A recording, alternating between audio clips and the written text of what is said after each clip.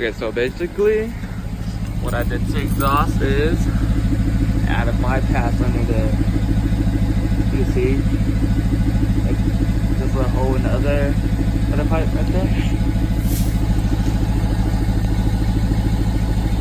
Right here, they go and connect it through here, and so it can come out through the exhaust.